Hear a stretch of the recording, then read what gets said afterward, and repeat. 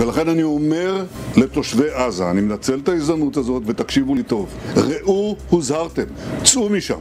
Ito ang diretsyong babala ni Israel Prime Minister Benjamin Netanyahu sa mga sibilyan ng Gaza City.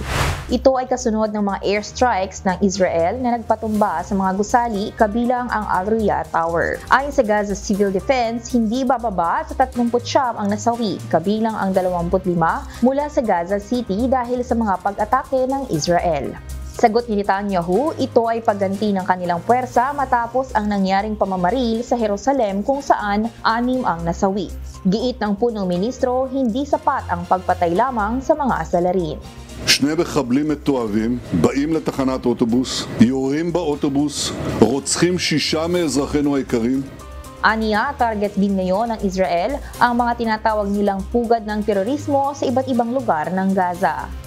ביומיים האחרונים 50 מגדלים כאלה נפלו, חיל האוויר הוריד אותם. עכשיו כל זה רק מבוא, רק ספתח לפעולה העצימה העיקרית, וזה תמרון קרקעי של כוחותינו שמתארגנים עכשיו ומתכנסים לתוך העיר עזה. Dagdag pa ni Netanyahu, asahan na ang mas matindi pang mga hakbang mula sa kanilang militar. Plano rin ng IDF na pasukin na ang mismong Gaza City para tuluyang lipulin ang Hamas. Samantala, nagsalita rin si US President Donald Trump tungkol sa panibagong hakbang ng Amerika para sa kapayapaan sa Gaza. Trying to get it ended, get the hostages back, get it ended. We got them all back, but 20, and as you know, we have 20 plus there are a lot of, unfortunately, dead bodies involved, and they want them back. The parents want them back. So we had some very good discussions. Ayon kay Trump, tinanggap na ng Israel ang kanyang kondisyon at oras na para sa Hamas na sumang-ayon sa tigil putukan at kasunduang pagpapabalik sa mga bihag.